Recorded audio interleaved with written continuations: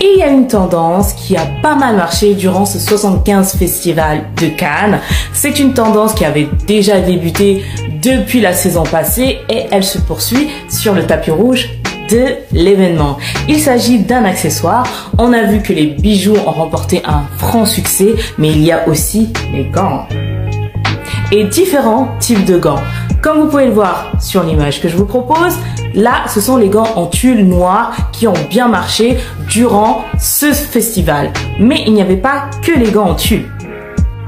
On a eu également les gants flashy, bien roses, le rose qu'on aime actuellement, limite fuchsia, donc pour le rose Valentino de Elsa Hosk, qui est l'actrice Rosie de Palma, et un petit ton pastel rose, mais bien flashy également pour Ciara. Mais il y a eu aussi d'autres styles de gants qui ont bien fonctionné sur le tapis rouge de l'événement.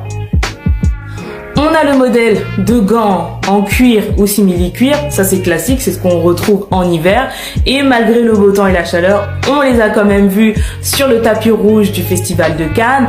Et ici, elles les ont choisis plutôt colorés pour bien se démarquer de leurs vêtements imprimés, ou tout simplement comme Rosie de Palma pour se démarquer, puisqu'elle est habillée tout en noir. Voilà, avec du rouge, ça donne un côté beaucoup plus péchu. D'autres gants aussi bien fonctionné, je vous montre ça tout de suite. Donc là, on a les gants typiques rétro que l'on portait avec les robes de soirée qui sont revenues à la mode. C'est typiquement le style rétro des années 30 et qui sont revenus un peu au goût du jour, un peu à la Bridgestone, voilà, etc.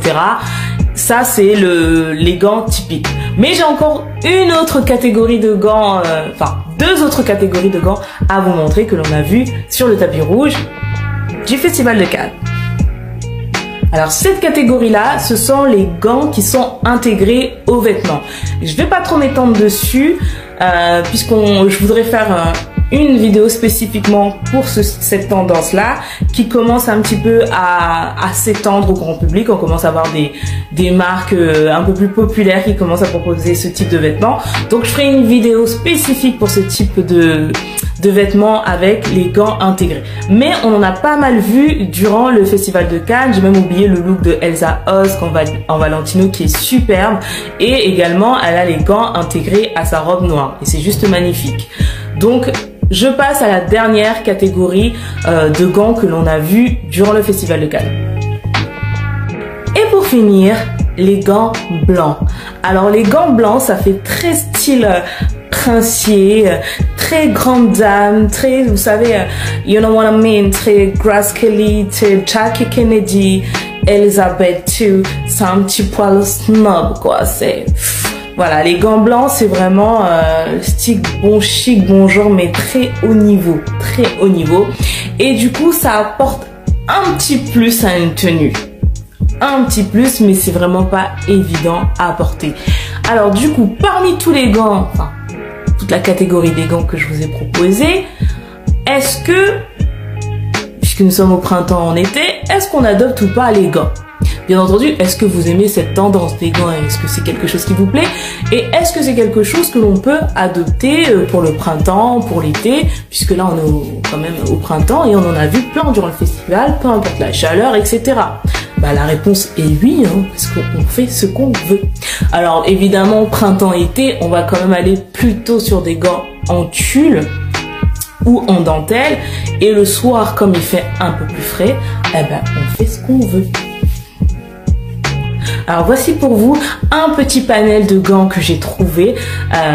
Si vous êtes à la recherche de gants, c'est une tendance qui peut vous intéresser. Alors les gants, quand on les achète, on n'est pas obligé d'acheter tous les types de modèles et on n'est pas obligé de les changer tout le temps. Une fois que tu as acheté une paire de gants longues, si elles sont bien et tout, tu peux les garder. C'est une mode qui vient, qui repart, qui vient, qui repart. Il n'y a pas besoin d'acheter, changer de gants tout le temps. Sauf une nouveauté dans la tendance des gants longs comme ça, c'est les gants colorés.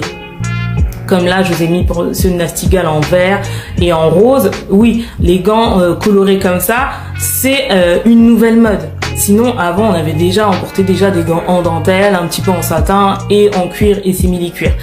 Et généralement, la meilleure période pour acheter ces gants pour l'hiver prochain, c'est cette saison-là parce que tout est déjà soldé. Là, moi, j'ai vu sur Zalando, vous avez des paires de gants en cuir de marque qui sont même à plus de 70% de réduction. Donc, c'est vraiment la meilleure période pour acheter des gants de bonne qualité, c'est maintenant. Et je pense que ça sera même encore pire durant les soldes. Mais vous avez déjà des gants de qualité de marque qui sont moitié prix, voire plus.